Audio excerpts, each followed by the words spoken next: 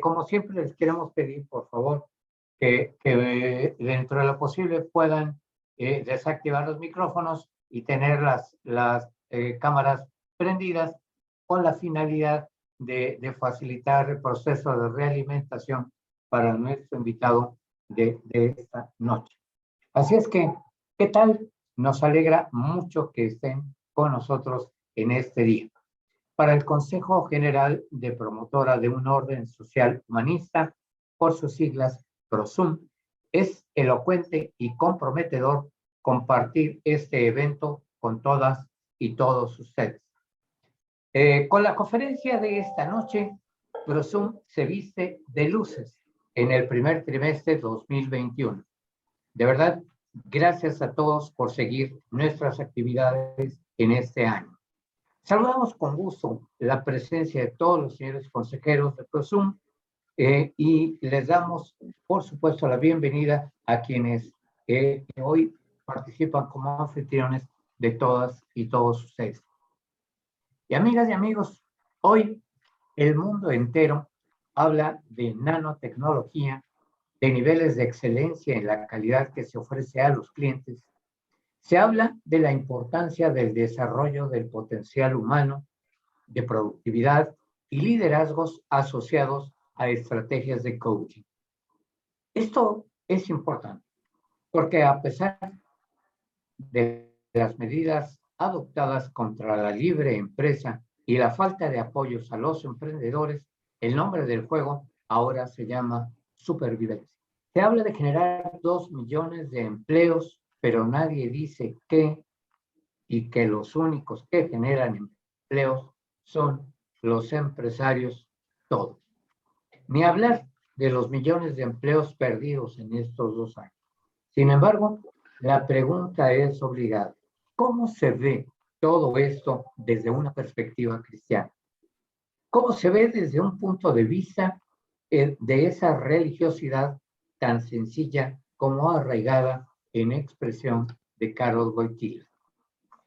En esta oportunidad nos acompaña el licenciado Luis Alberto Ramírez Valenzuela, casado con Rocío Franco desde hace 42 años, es padre de 2 hijos y una hija y gran abuelo de 3 nietos.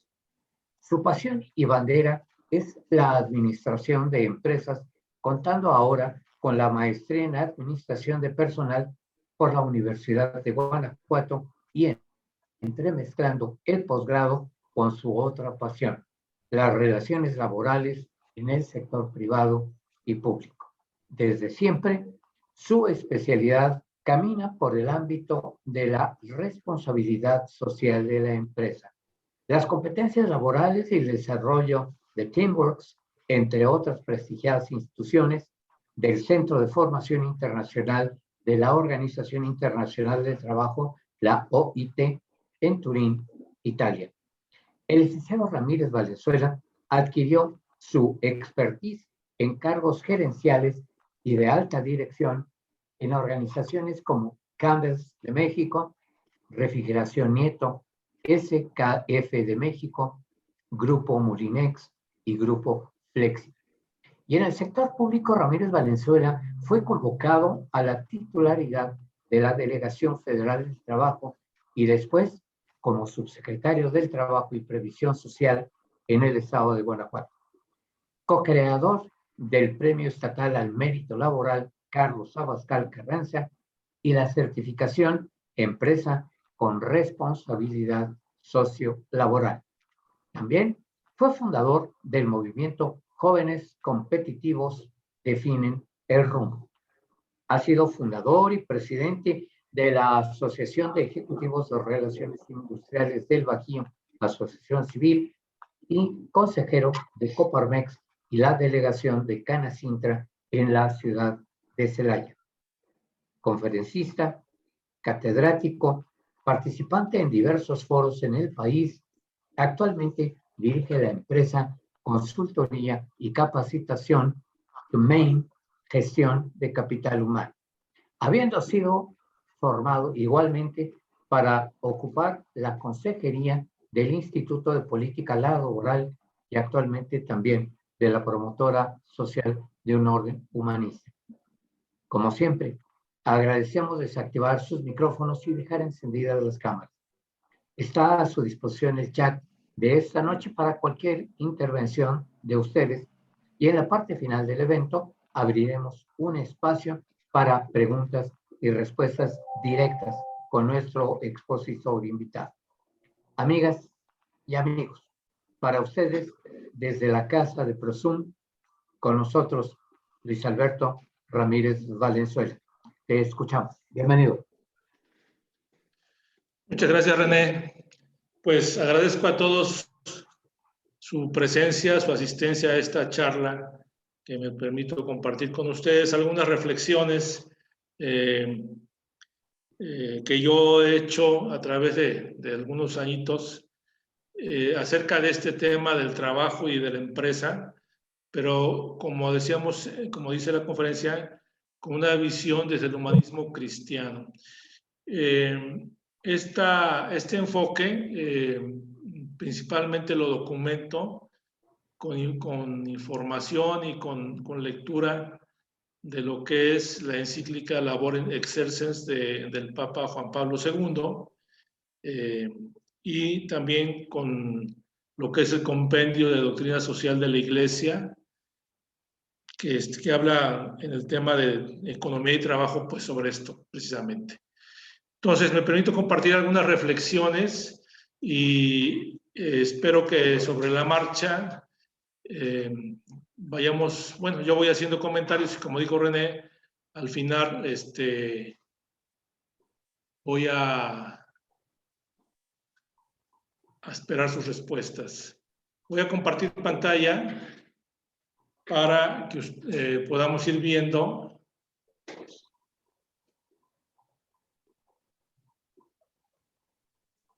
el material que le voy a presentar. Bien, pues vamos a pensar ahora sí que desde la raíz, ¿verdad? Desde el origen, desde unos aspectos bíblicos sobre el trabajo. Dios confía a la primera pareja humana la tarea de someter la tierra y dominar todo ser viviente. Ese es un mandato que reciben nuestros primeros padres y que finalmente nos dice el compendio de doctrina social de la Iglesia que este mandato lo que representa es precisamente el cuidado que el hombre debe tener sobre la tierra, sobre la creación. Se habla mucho de que el trabajo, que Dios castigó al hombre con el trabajo por su pecado original, ¿verdad? Lo cual nos dice la doctrina no es cierto.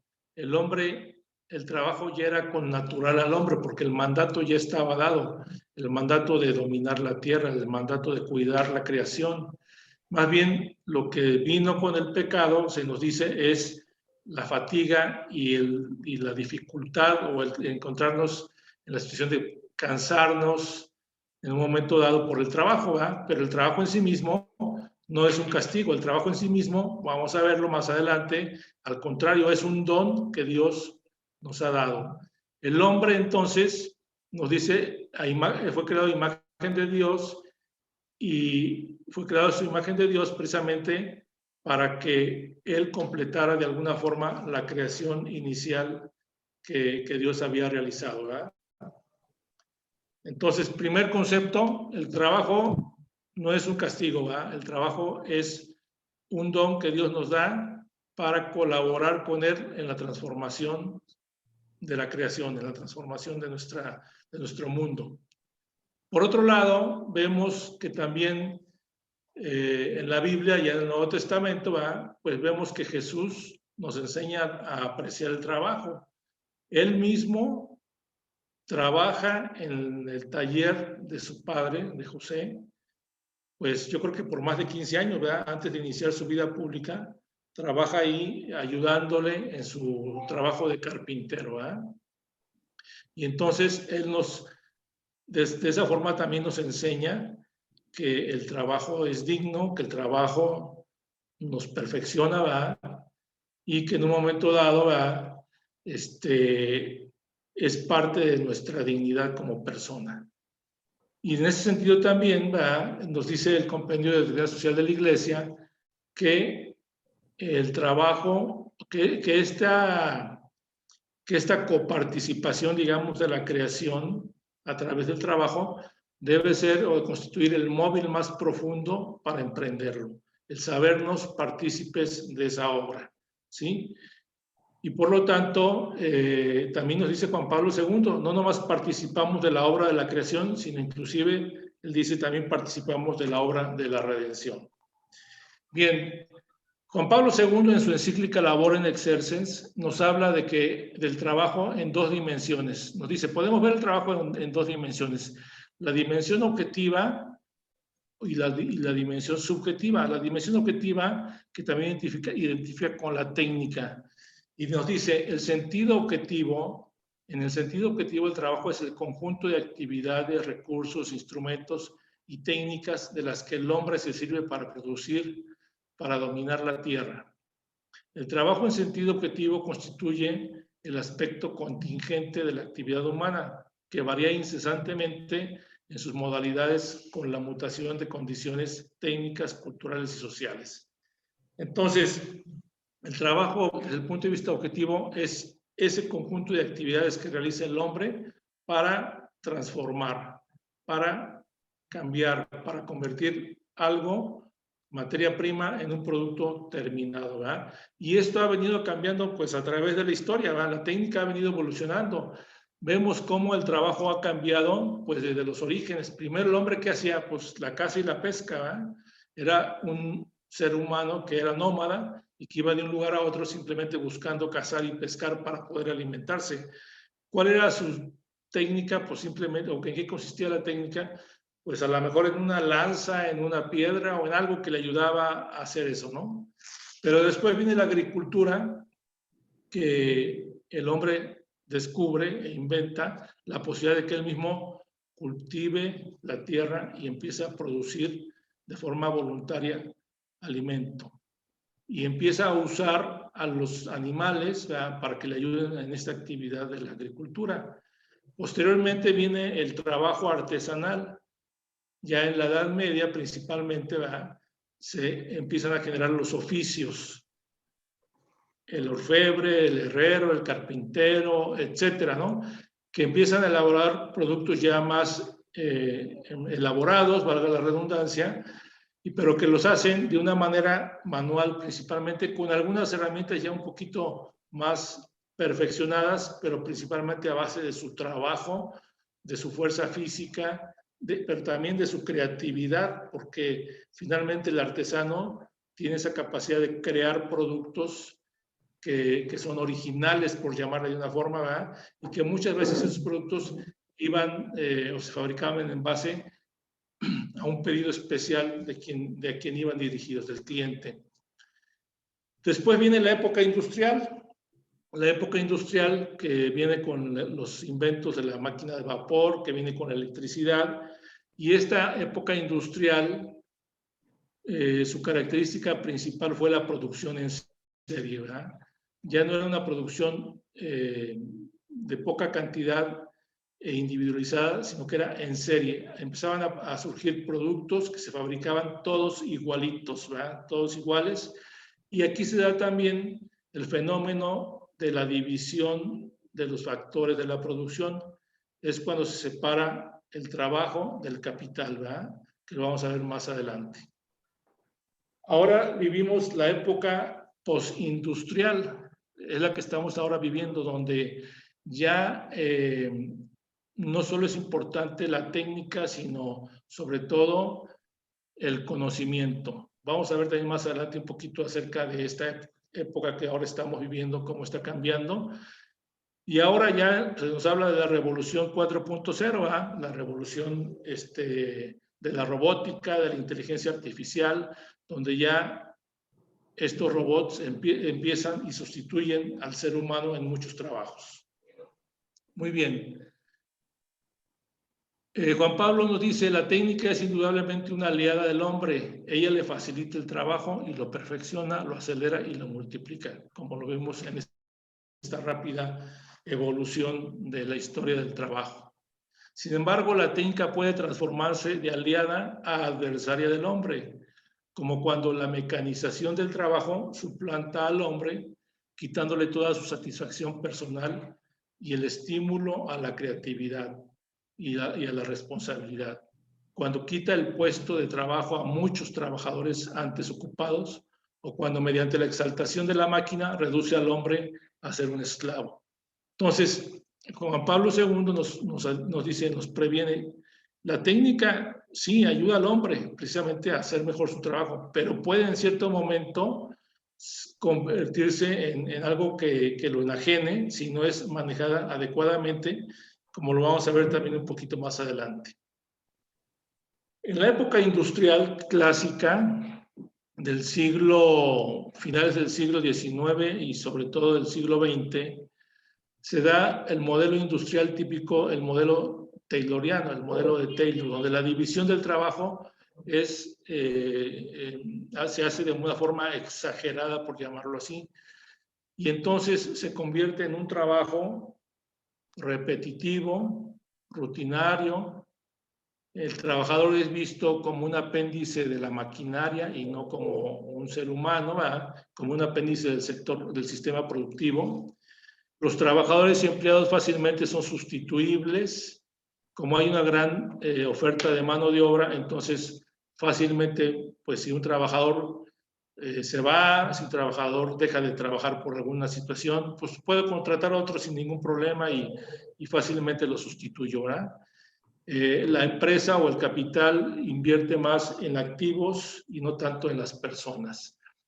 Yo les recomiendo, si es que no la han visto, una película que se llama Tiempos Modernos, de Charles Chaplin, donde él hace precisamente ahí una sátira de la sociedad que le tocó a él vivir, principalmente de los años 30, 40, donde había ese auge de la industria, sobre todo en Estados Unidos, pero donde a los trabajadores pues, se les manejaba o se les trataba como simples apéndices, como dice aquí, de la maquinaria o del sistema productivo. Entonces, a él representa ya un trabajador que toda la jornada de trabajo está haciendo exactamente la misma operación en forma repetitiva durante todo el tiempo y se le exige el mayor rendimiento de tal manera que pues enajena y ese movimiento que está haciendo en el día, en la jornada de trabajo, lo sigue haciendo, se le convierte en un tic que lo sigue haciendo durante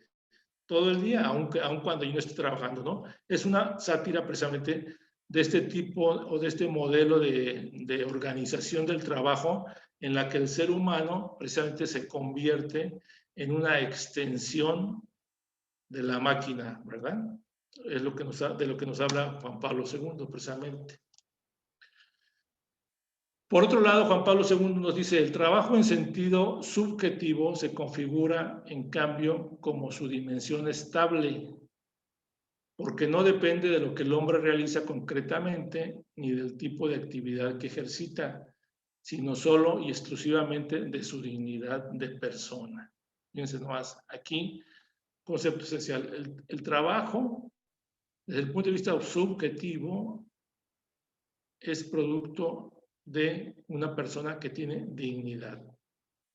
La subjetividad confiere al trabajo su peculiar dignidad, que impide considerarlo como una simple mercancía o un elemento impersonal de la organización productiva. Entonces, este es un concepto que es lo que precisamente el humanismo cristiano visualiza. No considerar el trabajo como una simple mercancía, como algo que yo compro y vendo, o compro a través de un salario, ¿verdad? O me vendo a través de un salario, sino que finalmente el trabajo lleva implícita al ser humano como persona. En efecto, no hay duda de que el trabajo tiene un valor ético, el cual está vinculado completa y directamente al hecho de que quien lo lleva a cabo es una persona, un sujeto consciente y libre, es decir, un sujeto que decide de sí mismo, nos dice Juan Pablo. Ok, entonces no podemos separar el trabajo de la persona, van íntimamente ligados y por lo tanto ese trabajo tiene un valor ético. La dimensión subjetiva del trabajo debe tener preeminencia sobre la objetiva. Es decir, debemos valorar el trabajo más desde el punto de vista subjetivo que desde el punto de vista objetivo. Las fuentes de la dignidad del trabajo deben buscarse principalmente no en su dimensión objetiva, sino en la dimensión subjetiva. Pero por otra parte nos dice Juan Pablo, esto no quiere decir que el trabajo humano, desde el punto de vista objetivo, no pueda o no deba ser de algún modo valorizado y cualificado. Es decir, el valor, del trabajo, desde el punto de vista subjetivo, digamos que tiene el valor igual el de todos los seres humanos. ¿Por qué? Porque todos los seres humanos tenemos exactamente la misma dignidad.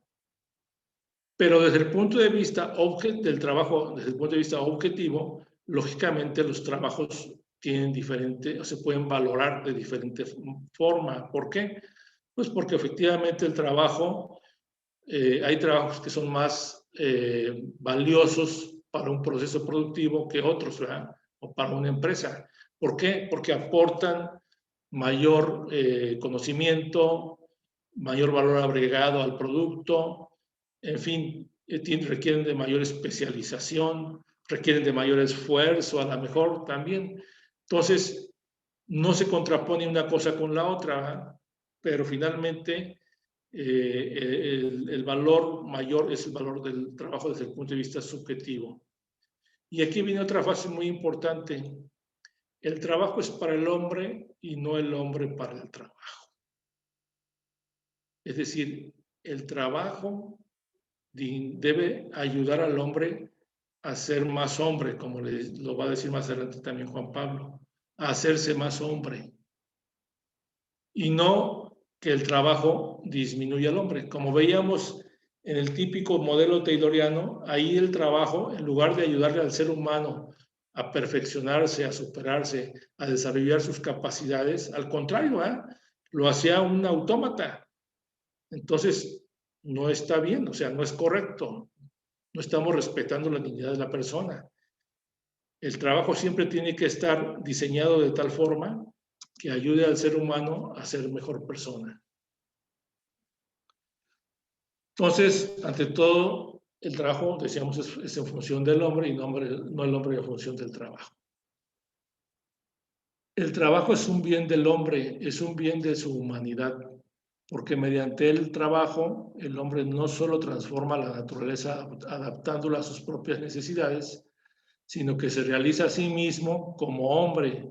Es más, en cierto sentido, se hace más hombre. Y era lo que yo les decía que también nos enseña Juan Pablo II. ¿Sí? A través del trabajo, el hombre puede realizarse a sí mismo y puede hacerse más hombre. ¿Por qué? Porque puede desarrollar toda su potencialidad de ser persona, su inteligencia, su voluntad, su creatividad, su iniciativa, hasta su emotividad también, ¿verdad? Entonces, el trabajo es un bien para el hombre o debe ser un bien para el hombre, ¿verdad? Esa es la visión cristiana del trabajo, la visión humanista del trabajo. ¿Qué pasa en la época postindustrial, que es la que estamos viviendo ahora? ¿Qué caracteriza la época postindustrial? La caracteriza, entre otras cosas, lo siguiente: pasamos de la propiedad al acceso. ¿Qué quiere decir esto? Que para tener muchas cosas ahora no es necesario ser propietario de ellas. Ejemplo, lo más típico, las películas. Antes teníamos que comprar la película, el DVD en el videocentro, ¿verdad?, para poderla ver. Ahora no, ahora simplemente pues la bajo por internet y ya la tengo, ¿sí? O queríamos un libro, pues teníamos que ir a comprarlo a la biblioteca, perdón, a la librería. Ahora no, ahora también igual por internet lo bajamos y lo tenemos ahí listo. Entonces, esa es una característica de la época postindustrial que estamos viviendo. Pasamos del trabajo típicamente manual a un trabajo intelectual, ¿sí? Hablamos ya ahora más de mente de obra que de mano de obra. Claro, esto es gradual, y esto no quiere decir que una cosa sustituya a la otra al 100%, y también depende mucho del desarrollo que tenga cada país en un momento dado en este sentido, ¿no? Pasamos del valor trabajo al valor conocimiento. Los trabajos cada vez más se paga lo que sabes que lo que haces, ¿verdad? ¿Por qué? Porque ese valor conocimiento en esta época te hace valer más tu trabajo, porque puedes resolver problemas, porque puedes crear nuevas cosas, porque puedes aportar más a la empresa. Aumento en la velocidad del ciclo de los nuevos productos, de la vida de nuevos productos. El ciclo de vida de un producto va desde que se diseña el producto hasta que se hace obsoleto, ¿sí? Anteriormente, sobre todo los que tengamos ya más años, veíamos cómo los productos duraban años y no cambiaban, ¿verdad? Acordémonos del refrigerador de nuestra casa, yo que nos duró ahí 20 años, 25 años. Acordémonos del teléfono, ¿verdad? También cuánto tiempo nos duraba. Acordémonos de los vehículos, de los automóviles. Ahora los productos salen al mercado y al poco tiempo ya son obsoletos. Ya salió el nuevo celular, ya salió el nuevo televisor, con la nueva pantalla, con nuevas facilidades, etcétera, ¿no? Los ciclos de vida de los productos son muy cortos ahora en esta época. Y esto ha obligado a que el estilo de organización de las empresas cambie. Ya no son empresas tan rígidas en su organización, que era la característica del modelo del sistema tayloriano, ¿verdad? Ahora las empresas se organizan de una manera diferente, de manera más flexible, con principios de horizontalidad. Ya no hay tantos niveles en las empresas, ¿verdad? Jerárquicamente hablando. Ya hay más delegación de iniciativas y funciones en los empleados, en los trabajadores. ¿Todo esto para qué? Pues precisamente para hacer frente a la época, en esta época postindustrial, a estos cambios tan rápidos, tan vertiginosos que tiene la tecnología y que las empresas tienen que estar respondiendo inmediatamente. Entonces, tienen que tener estructuras muy ágiles, muy flexibles para estarse adaptando a las necesidades del mercado. Pero esto, por otra parte, exige un nuevo tipo de trabajador, ¿verdad? El modelo tayloriano te pedía un trabajador que nada más obedeciera, que nada más, que no haga, decía el modelo tayloriano, los que piensan son los ingenieros y los directivos y los trabajadores simplemente ejecutar, ¿sí? Ahora ya no es así. Ahora el nuevo modelo exige trabajadores o empleados que sean creativos, que sean innovadores, que sean proactivos, ¿verdad? Que tengan iniciativa, que propongan cosas nuevas para mejorar el producto, para mejorar los procesos, para darle esa respuesta rápida al cliente, que propicien soluciones, que sepan trabajar en equipo, ¿sí? Que finalmente tengan habilidades de comunicación y que tengan capacidad de empatía.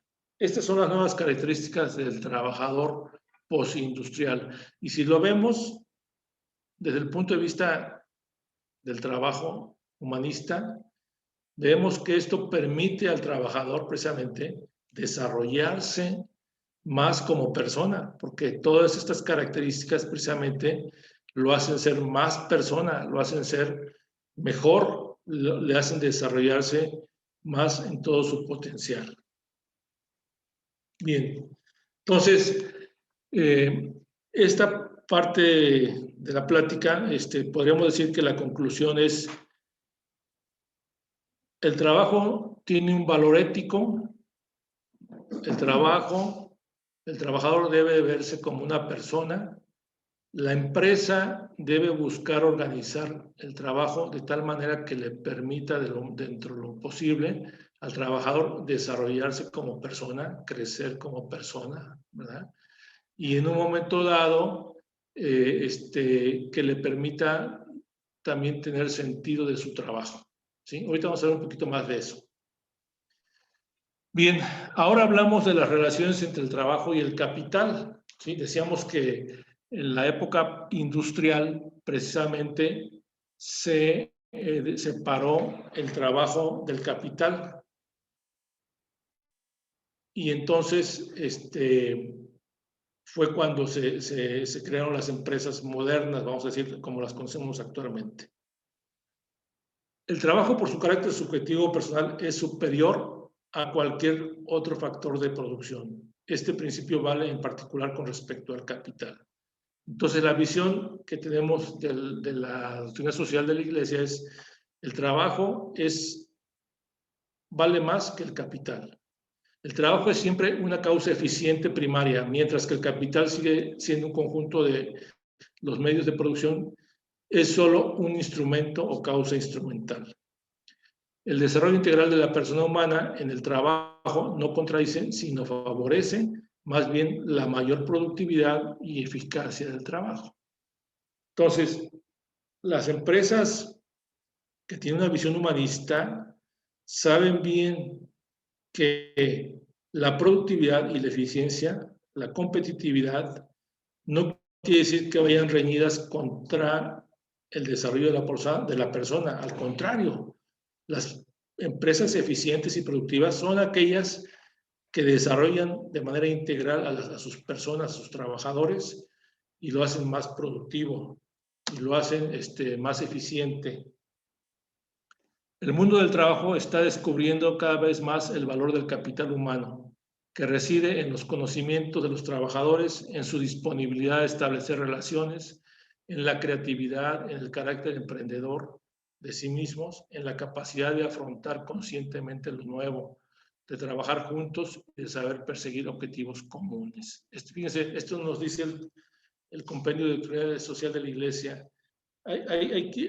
Si leemos este compendio, sobre todo en este capítulo, veremos cómo la Iglesia está actualizada en estos temas, está metida en el tema del trabajo, en el tema de la empresa, de la economía, y cómo sus orientaciones son muy importantes en cuanto a estos aspectos.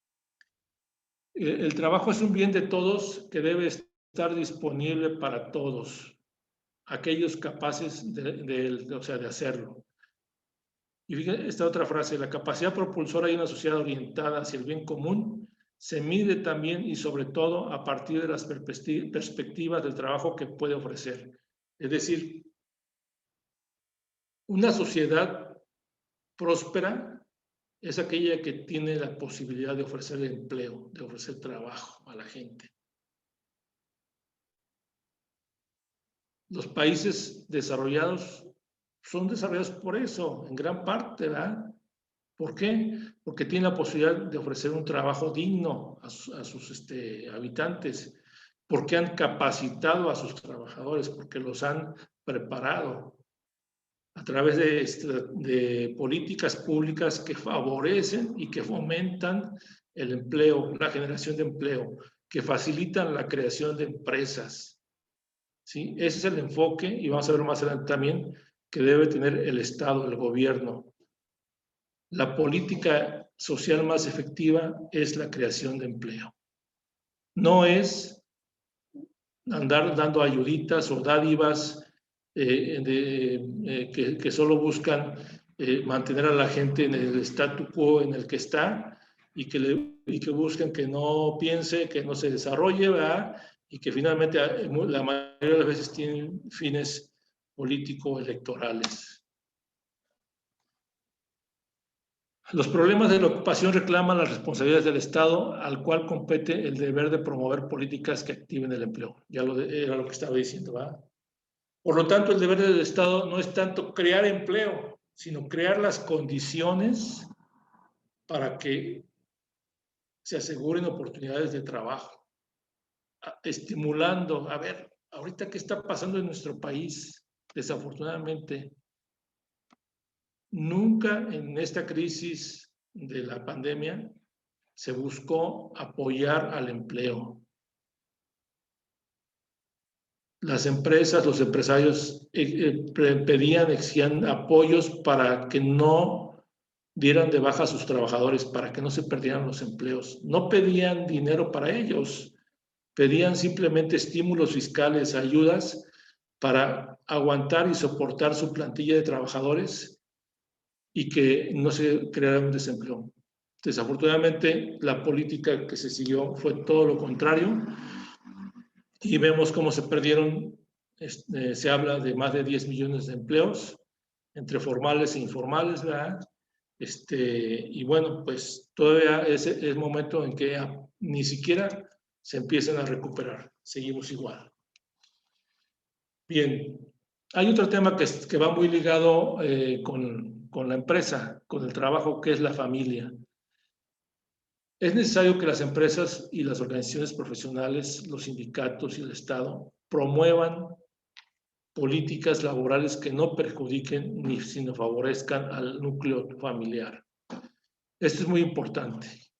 Hay recientemente un nuevo concepto que es el de trabajo-familia, ¿verdad? La compatibilidad, las circunstancias que se viven ahora. Tenemos que buscar que el trabajo finalmente no sea un obstáculo para la vida familiar y que las organizaciones puedan en cierto momento favorecer ese trabajo, el trabajo en el cual el trabajador pueda atender a su familia, pueda tener una vida familiar que le permita mantener la unidad de la familia. Y por otro lado, también la Iglesia, el compendio de doctrina social de la Iglesia nos habla de la mujer, ¿verdad? Y nos dice que el genio femenino es necesario en todas las expresiones de la vida social. Por ello, se ha de garantizar la presencia de las mujeres también en el ámbito laboral. O sea, aquí vemos cómo la Iglesia o cómo el pensamiento cristiano, pues no es para nada discriminatorio de la mujer, sino al contrario, ¿verdad? Favorece y fomenta que la mujer participe en la vida laboral. La verdadera promoción de la mujer exige que el trabajo se estructure de manera que no deba pagar su promoción con el abandono del carácter específico propio y en perjuicio de la familia, y en la que como madre tiene un papel insustituible, ¿verdad? Entonces, bueno, pues aquí el compromiso de las empresas debe ser el favorecer esta posibilidad de compatibilidad de la mujer en cuanto a su labor como ama de casa, como madre, como esposa, y como su trabajo, ¿verdad? Porque finalmente la situación actual y además el progreso de la sociedad ha hecho que la mujer pues también participe en la vida laboral. Por otro lado, también en el pensamiento cristiano, ¿verdad?, de la Iglesia, nos habla de los derechos de los trabajadores, ¿verdad? Que estos derechos se basan principalmente y básicamente en su propia naturaleza de ser humano, de persona, en su dignidad trascendente, y nos enumera algunos de esos derechos: la justa remuneración, el derecho al descanso, el ambiente de trabajo que no perjudique su salud física y mental, la salvaguarda de la propia personalidad, los subsidios para trabajadores desocupados, la seguridad social para la vejez, la enfermedad y los accidentes de trabajo, la atención por la maternidad y los derechos de asociación, ¿verdad?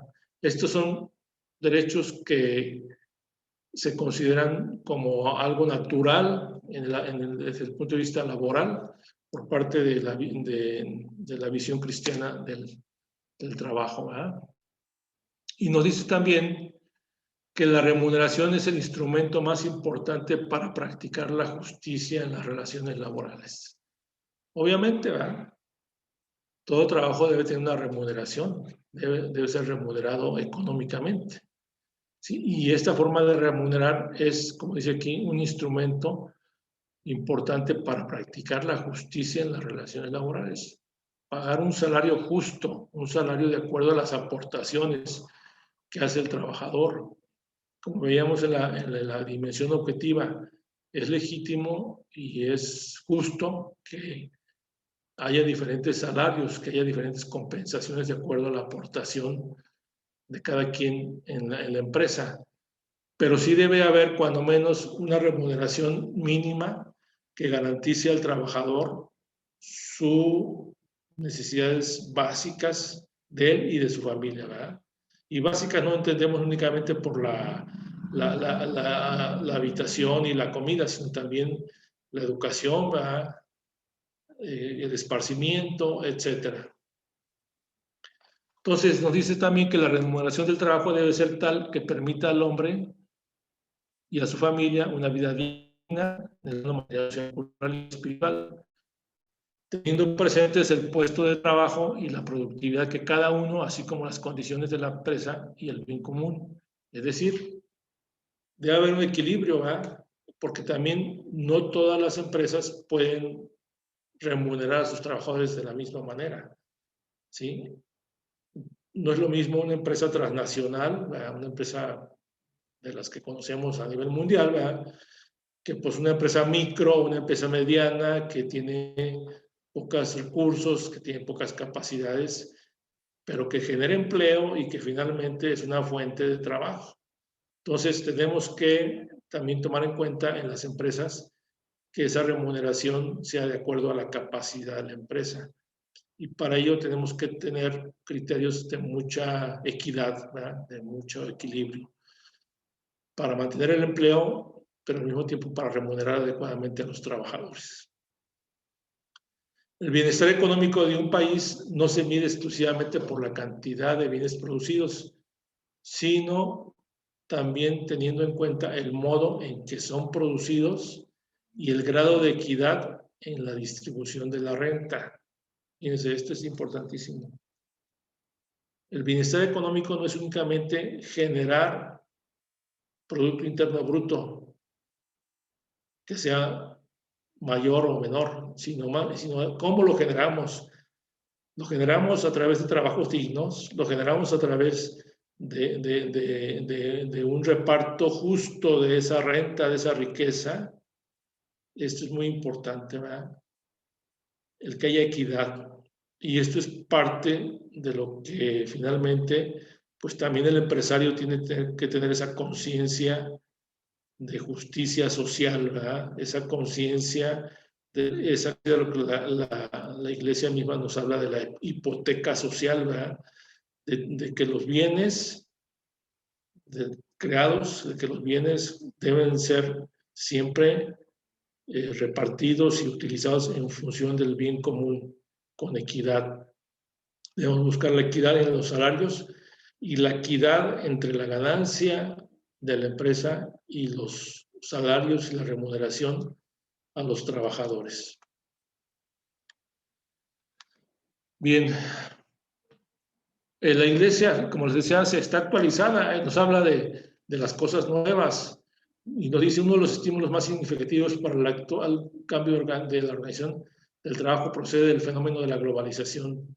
La globalización de la economía con la liberación de los mercados, la acentuación de la competencia, el crecimiento de las empresas especializadas en el abastecimiento de productos y servicios requiere una mayor flexibilidad en el mercado de trabajo y en la organización de la gestión de los procesos productivos. Ya lo hemos visto, ya lo platicamos esto. El trabajo, sobre todo en los sistemas económicos de los países desarrollados, atraviesa una fase que marca el paso de una economía de tipo industrial a una economía esencialmente centrada en los servicios y en la innovación tecnológica. Gracias a la innovación tecnológica, el mundo del trabajo se enriquece con nuevas profesiones, mientras que otras desaparecen, ¿verdad? Esto lo estamos viendo día con día. Hay profesiones que existían y que ya no existen. Hay nuevas profesiones que se van generando. Hay que ver qué es lo que viene adelante. La transición en el curso significa el paso del trabajo dependiente a un tipo de la transición en curso significa el paso del trabajo dependiente a tiempo indeterminado a un trabajo caracterizado por una pluralidad de actividades laborales. Anteriormente la gente pensaba entrar a trabajar a una empresa y se imaginaba que iba a vivir toda su vida trabajando para esa empresa. Y así se daba. Ahora ya no. Ahora el trabajo es mucho más volátil, no nomás por la organización de la empresa, sino porque la misma gente, las mismas personas buscan cambiar. Veamos ahora los famosos millennials, ¿verdad? Los famosos millennials ya no están contentos con permanecer en una empresa por muchos años. Están buscando otra empresa, ahora que quieren algo diferente, ya no quieren un horario fijo, ya quieren horarios flexibles, quieren disponer de su tiempo de una forma más libre. En fin, todo esto viene evolucionando el concepto de trabajo y el cambio en el mundo del trabajo. Bien, sigo adelante porque el tiempo creo que ya casi terminamos. Y para abrir paso a las preguntas que hay por ahí. Bien, pero también nos dice la Iglesia, evitar el error de considerar que los cambios en curso suceden de forma determinista. Todos estos cambios que estamos viviendo no es porque así tiene que ser necesariamente, ¿verdad? No es por un determinismo, sino es porque pues, quienes organizan, quienes dirigen el mundo del trabajo y la economía, pues es a donde nos están llevando o es a donde estamos yendo, ¿verdad? El hombre puede y debe hacerse cargo creativa y responsablemente de actuales innovaciones y reorganizaciones, de manera que contribuyan al crecimiento de la persona. Lo que nos dice la Iglesia finalmente es, todos los cambios que vengan tenemos que cuidar que las formas nuevas de trabajo que se aparezcan o que se diseñen en las empresas y en general en la economía, siempre deben de respetar los derechos del hombre, los derechos inalienables del que trabaja. Y es labor de los científicos y de los hombres de cultura buscar, encontrar las soluciones justas ante la problemática del mundo del trabajo. Muy bien. Pues con esto vamos a decir que doy por concluida mi participación. Es una visión muy general, digámoslo así, muy global, de cómo se ve el trabajo y la empresa con esta perspectiva o esta visión humanista. Claro, todos estos conceptos hay que aterrizarlos de forma práctica en las empresas, ¿verdad? De forma concreta, y esa es labor precisamente del empresario, ¿verdad? Principalmente del empresario, pero también de los sindicatos, de los profesionales del área de recursos humanos o de relaciones industriales, ¿verdad? Concretizar este pensamiento en acciones muy particulares dentro de la empresa.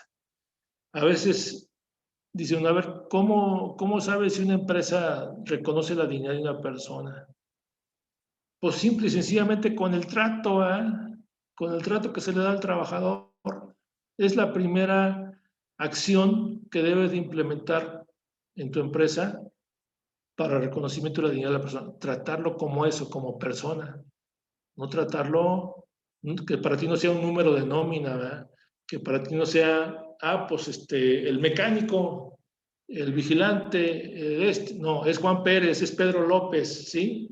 Es una persona que tiene en su esencia esa dignidad y que tiene todos sus atributos de persona, tiene inteligencia, tiene voluntad, tiene sentimientos, tiene necesidades, tiene emociones, en fin, todo eso tienes que hacerlo, ¿no? No te vas a convertir en una institución de asistencia social tampoco, ¿va? Pero ¿cómo vas a diseñar tu trabajo? ¿Cómo vas a decidir cómo va a ser el trabajo en tu empresa? Pues hazlo de tal manera que el trabajador le encuentre sentido a su trabajo y sepa que su trabajo es valioso y que le está aportando algo valioso en ese trabajo, ¿sí? Fíjense, yo en los cursos que doy en varias empresas, les digo, es muy importante que el trabajador le encuentre sentido a su trabajo, sepa para qué sirve su trabajo, para qué es mi trabajo, cuál es su razón de ser, a dónde va, cuál es su importancia, aunque sea muy sencillo, pero cuál es su importancia. Y yo les platico una anécdota respecto a este tema, que es la siguiente. Yo les digo, fíjense que en la Edad Media ocurre que en una cantera, en una mina de cantera, había 3 trabajadores que estaban haciendo exactamente la misma actividad. Entonces pasó por ahí de repente un monje filósofo, y los vio que estaban ahí trabajando en su actividad. Pasó con el primero y le preguntó, oye, ¿tú qué haces? Y pues mira, yo aquí pues pico piedra, ¿verdad? Pues es lo que hago. En eso consiste lo que hago, picar piedra. Ah, perfecto. Da unos pasos y va con el segundo y le dice, oye, ¿tú qué haces? Me dice, mira, yo estoy haciendo aquí un bloque de cantera de estas dimensiones que va a quedar perfectamente afinado, bien lisito, un cubo, en fin. Ok, perfecto.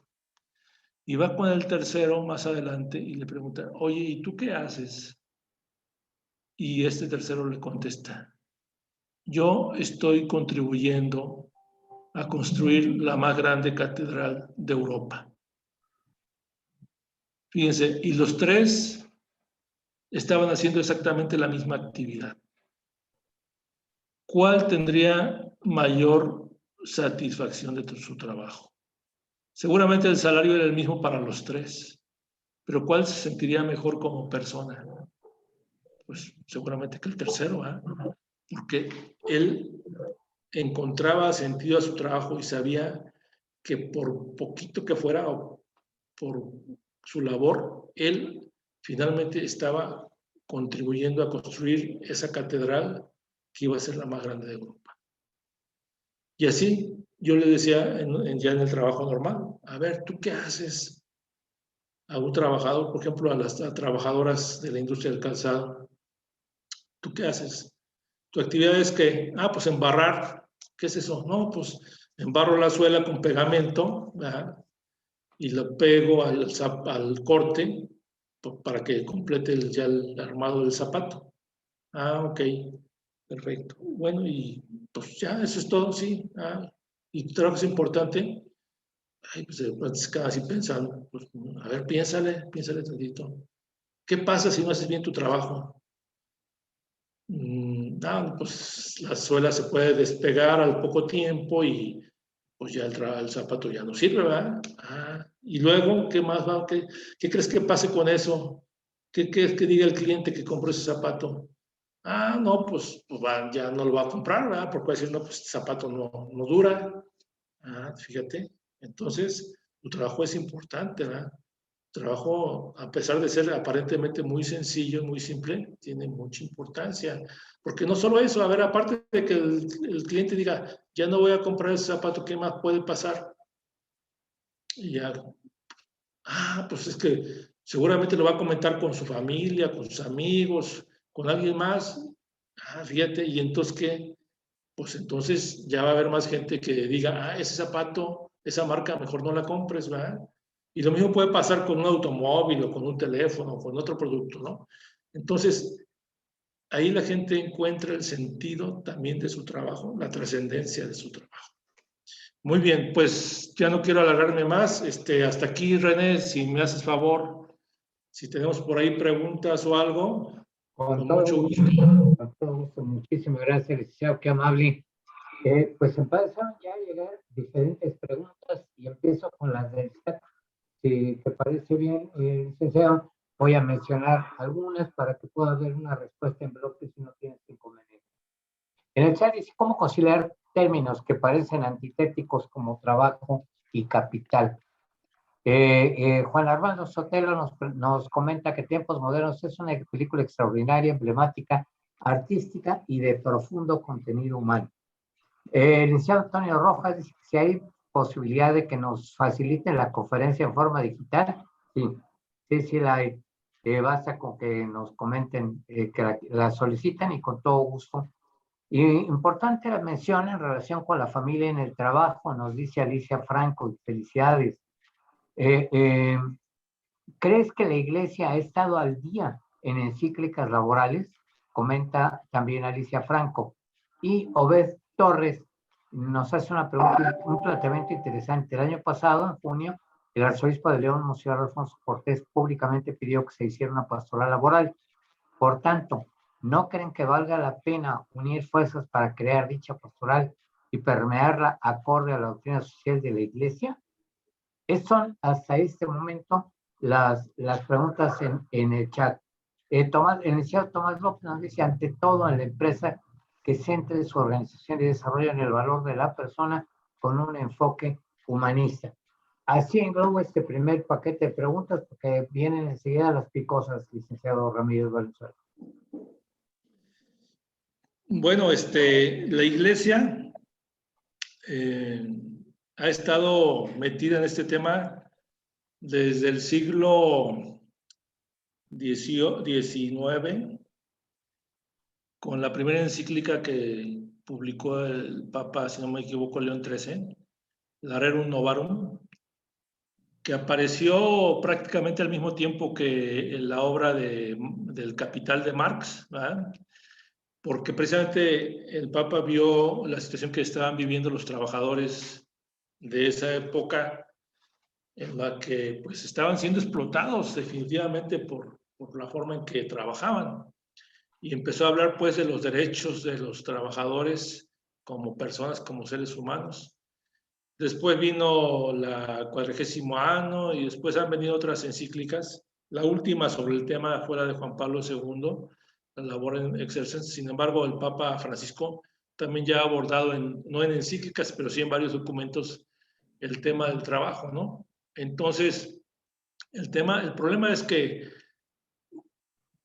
los católicos, los cristianos, desconocemos, no nos enteramos de estos temas o no leemos estos temas, tal vez porque les falte difusión, tal vez porque la iglesia no encuentra la forma de difundirlos de la manera adecuada, o tal vez porque hace falta mayor iniciativa, ¿verdad?, por parte de la iglesia. Lo que comentan sobre el arzobispo de León, ¿verdad?, de la pastoral social, pues, perdón, la pastoral laboral, pues qué bueno, ¿no? O sea, sería muy importante porque finalmente, como decía yo hace un momento, los conceptos de cristianos sobre el trabajo no van en contra de la productividad ni en contra de la competitividad, ni de la calidad, ni nada. O sea, al contrario, propician eso, ¿eh? Pero lo propician desde el punto de vista humanista. Productividad no es explotar al trabajador, no es sacarle lo más, hacerlo trabajar más duro. No, la productividad es trabajar más inteligentemente, trabajar más eficientemente, sacarle al trabajador lo mejor de él, pero no como un afán de explotación, sino como un afán de contribución y de crecimiento del trabajador, ¿verdad? Yo la verdad, les decía también en mis trabajos, yo les digo, a ver, ¿quién conoce mejor el trabajo? Pues el que lo hace diario, ¿verdad? El que diario está en él. Entonces, ¿quién puede tener mejores ideas para mejorarlo, para hacerlo más eficiente y productivo? Pues él. Pero no, luego a veces pensamos, no, los ingenieros, ¿verdad?, esos son los que saben. Entonces, pues que él venga el ingeniero a decirle cómo. No, pues hasta los trabajadores se pitorrean del ingeniero, ¿verdad?, porque ni sabe nada. Él leyó los libros, pero ni sabe bien en qué consiste el trabajo. No sé si di contestación a estas primeras preguntas. Muy bien. Muchas gracias, licenciado Ramírez. Dice la siguiente pregunta. Dentro de su experiencia, ¿qué recomienda usted hacer para que el sindicato se sume a la defensa de las fuentes de empleo? Porque yo no creo que se vayan a recuperar o a crear 2 millones de empleos, como dice el presidente Jorge Salcedo, de la industria de la construcción. Sí, bueno, hablar de los sindicatos es un tema muy, ¿cómo se diría?, discutible, ¿no? O que genera confrontación. Yo conozco sindicatos que son sindicatos que entienden su función como tales, en el sentido de la defensa de los derechos de los trabajadores, pero que al mismo tiempo son conscientes de que si no hay empresa, pues no hay trabajo, ¿verdad? Y que por lo tanto, en ese rol que tienen de defender a los trabajadores sus derechos, también entienden que tienen que defender a la empresa como institución. Y entonces, yo conozco casos y recientes ahora en la pandemia, donde los sindicatos negociaron con las empresas y le dijeron a las empresas, mira, pues las ventas están así, ¿verdad? Y pues o reducimos jornada de trabajo y tenemos que pagar a lo mejor al 80% o al 50%, pero mantenemos la plantilla de trabajadores, o de plano tenemos que entrarle al recorte de personal y dejamos a gente sin empleo, ¿verdad? Entonces el sindicato pues dice, bueno, pues ¿qué es mejor, verdad?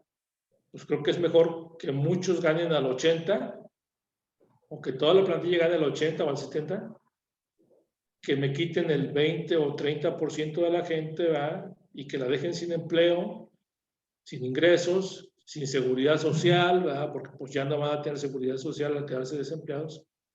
En fin, ahora, el tema de la reactivación de los empleos, pues definitivamente es un tema que ya lo decía yo hace un momento, las políticas públicas que trae el gobierno actual no están favoreciendo la reactivación del empleo. Vemos todo lo contrario, ¿eh? Tenemos el caso ahorita más reciente de la reforma, de la ley esta, de la ley de la industria eléctrica.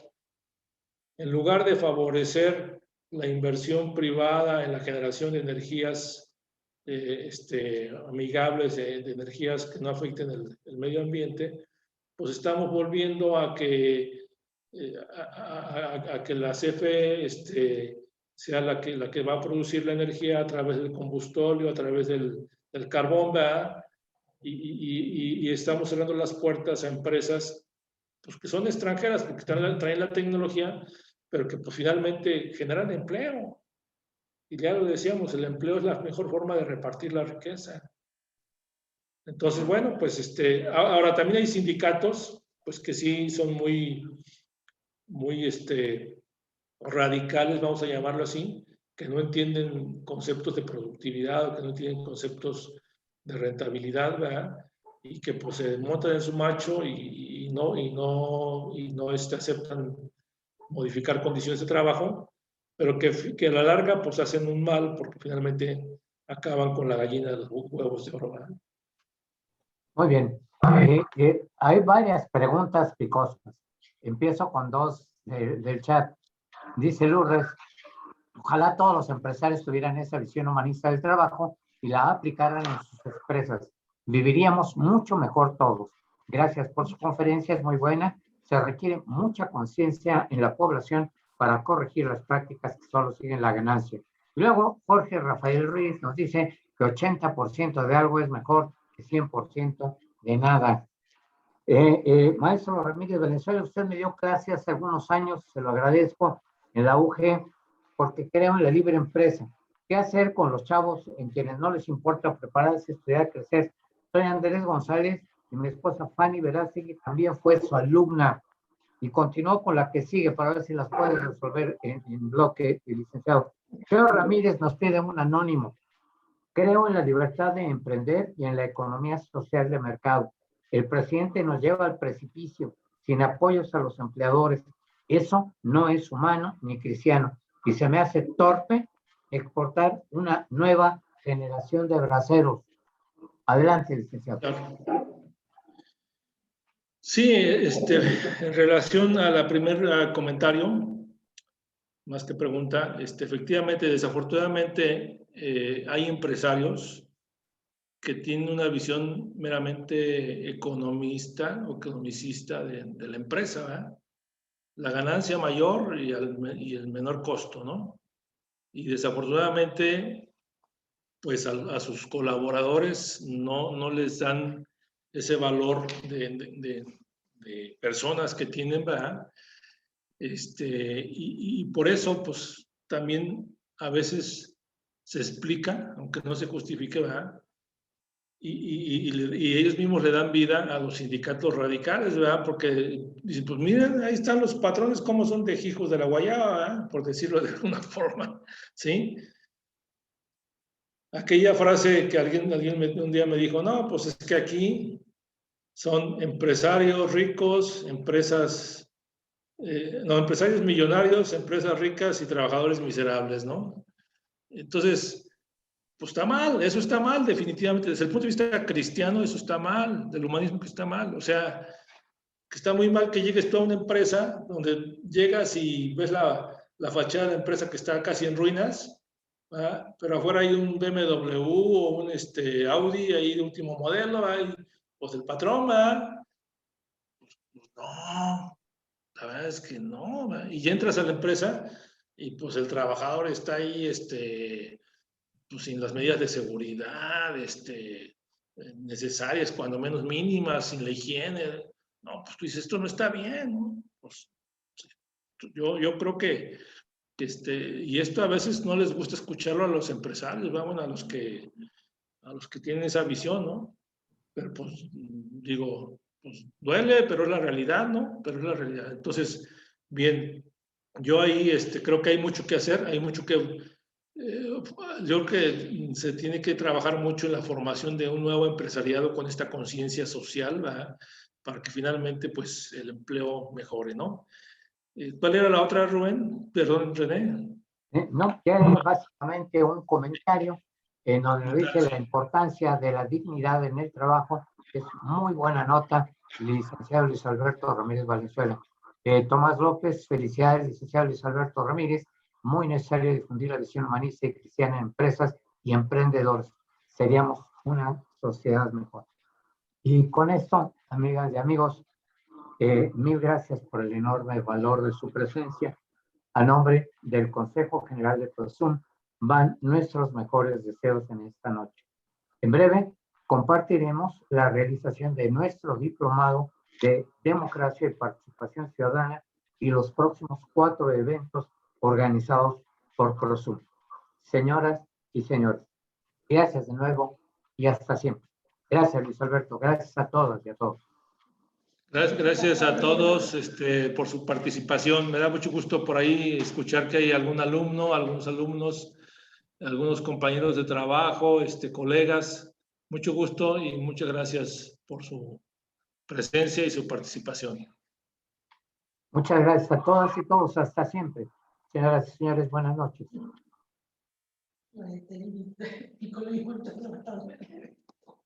¿Vale?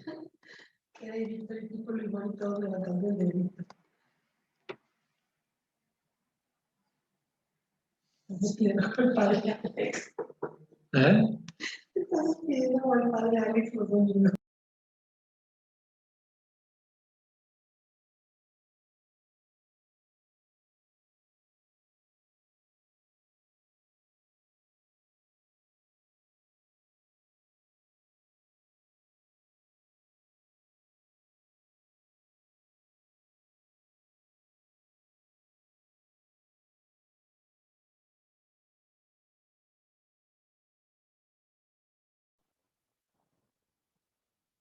Pueden activar sus micrófonos.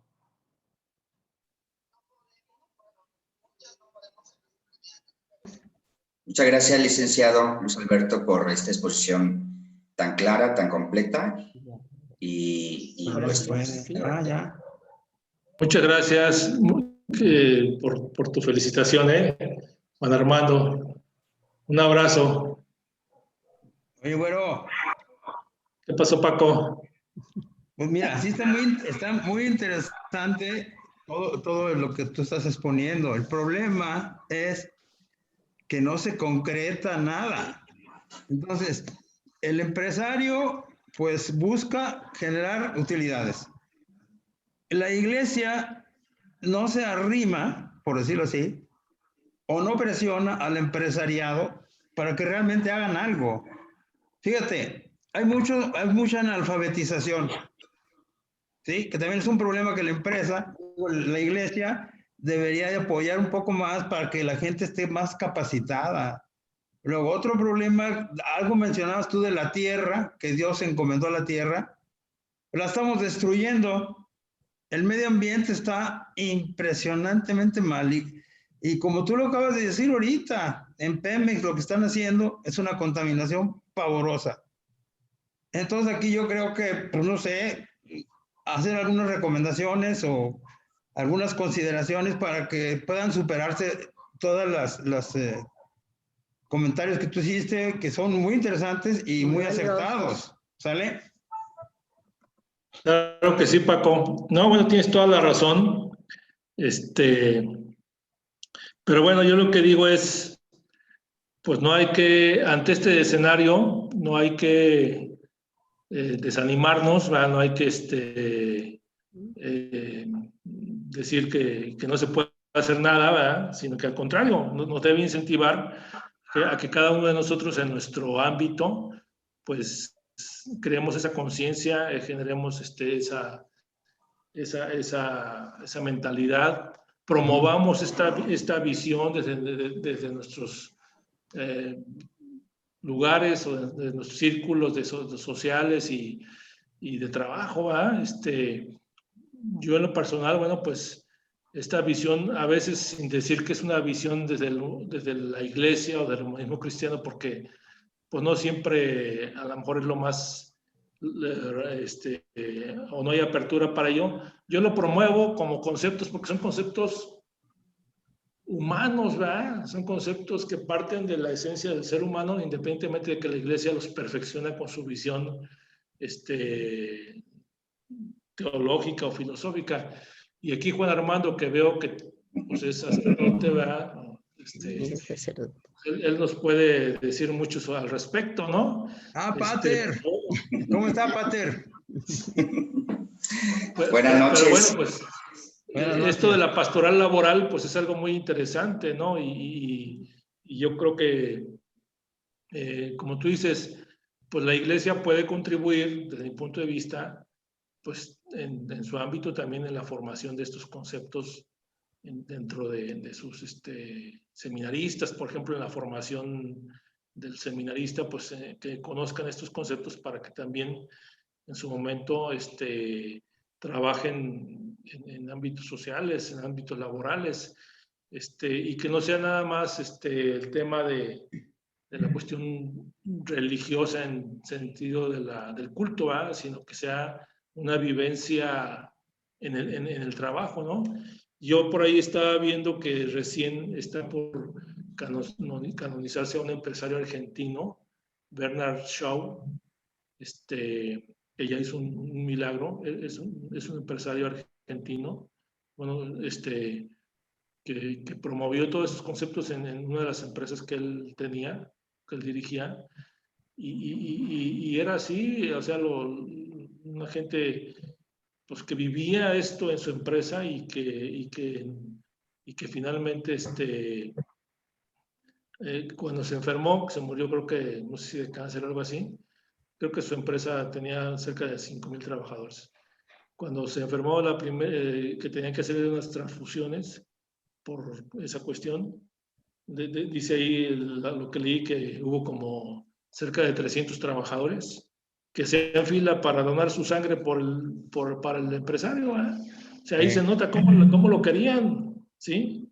Y como ese ejemplo, bueno, hay otros ejemplos, tal vez no tanto de santidad como ¿verdad? Pero sí hay ejemplos de empresarios que sí tienen esta vivencia. Desafortunadamente, creo que son como Robertito. No la mayoría, ¿verdad?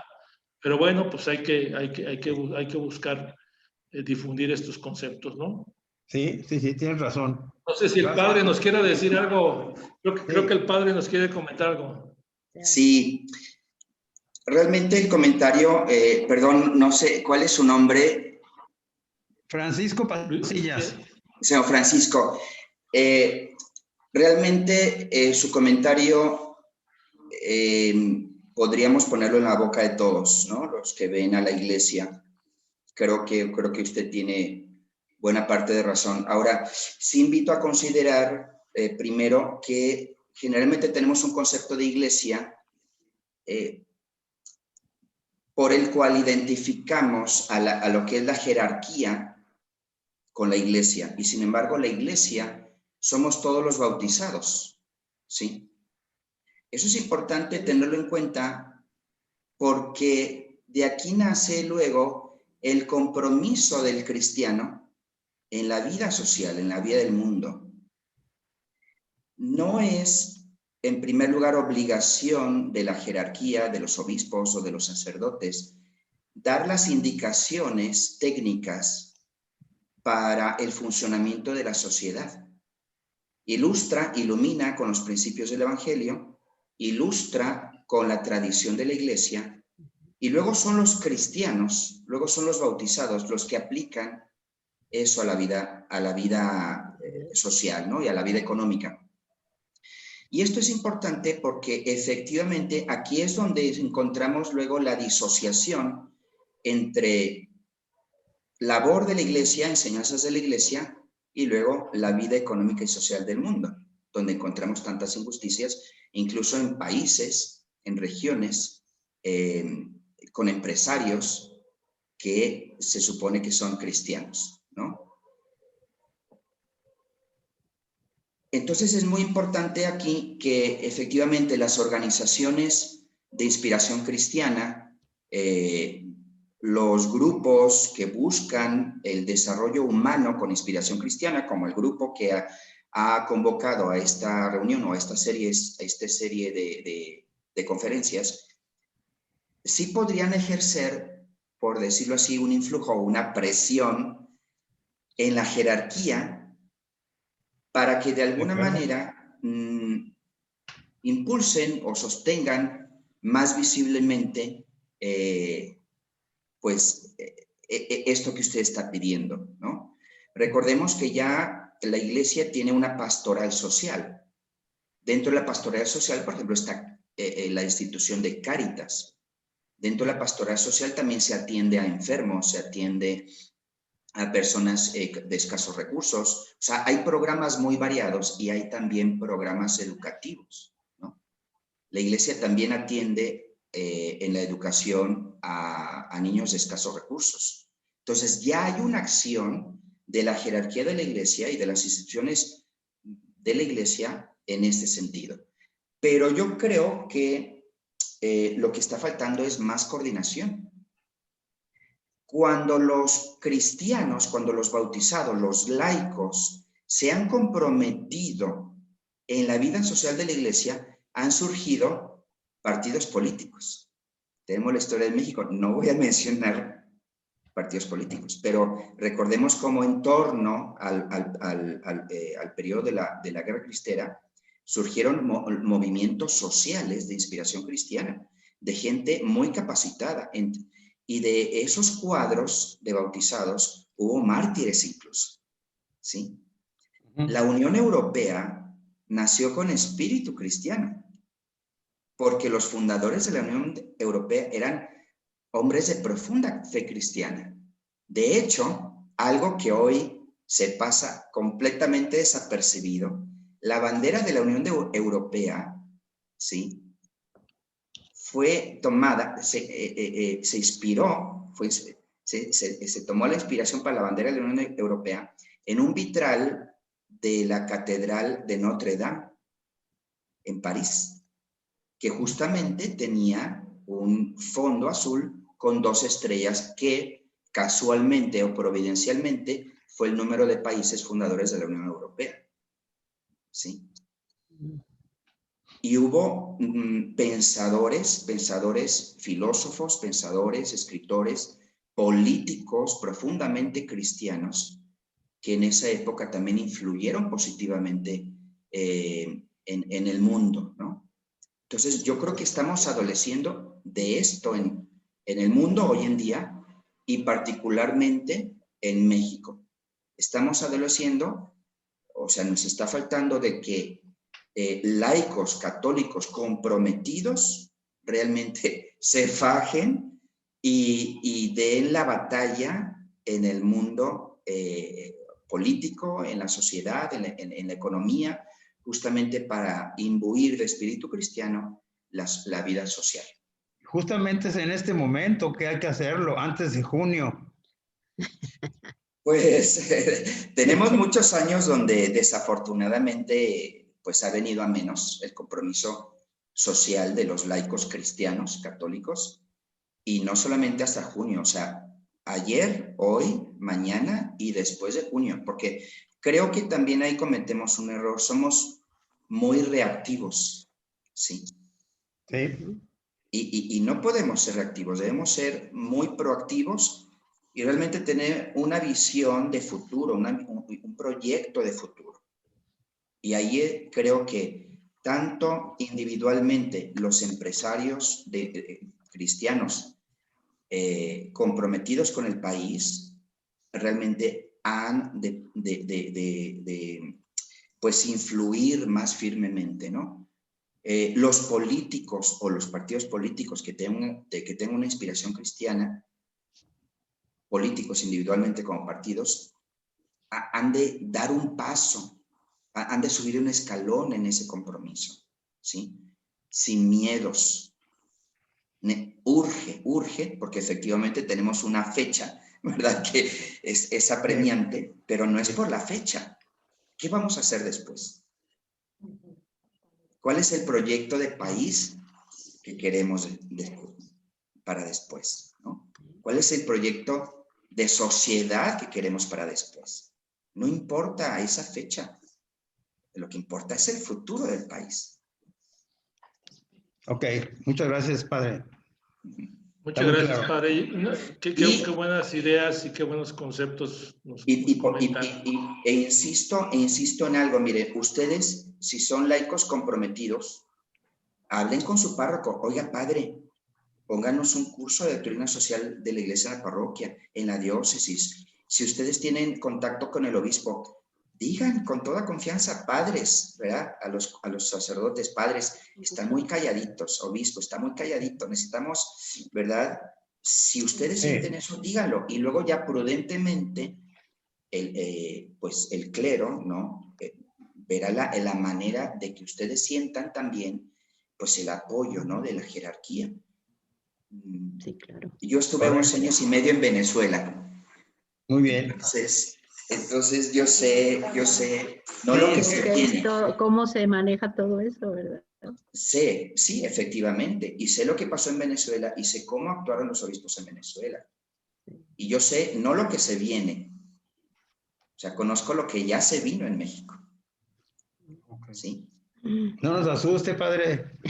No, pues no, es como el cartel en la carretera, ¿verdad? El letrero, la señal de tráfico que dice curva peligrosa. O sea, más vale que la veamos, porque si no la vemos, si no nos asustamos con el letrero, nos salimos de la carretera.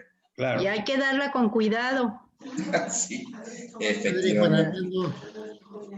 Hemos estado en contacto con usted desde hace un buen rato. Es muy afín a ProZoom. Usted me ha pedido que lo invite constantemente para que esté presente en nuestras conferencias. Me da mucho gusto que nos dé seguimiento.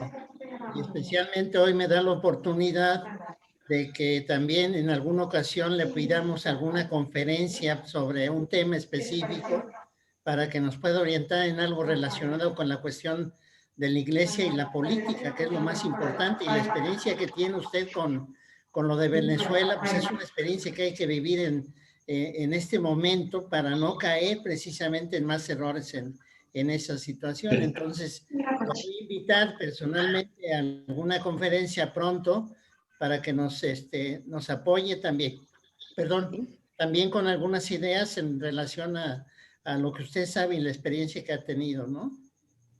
Sí, por favor, padre.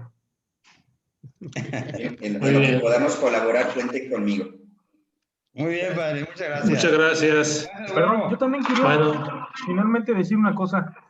Aquí en México existe una unión de empresarios, la Unión Social de Empresarios de México, que tiene como propósito eso, hacer ver que la aplicación de los valores en la empresa es rentabilidad por sí mismos. Entonces, sí conviene que los empresarios la conozcan y en la medida de lo posible que se metan, sobre todo los empresarios católicos y cristianos, pero no solamente ellos necesariamente.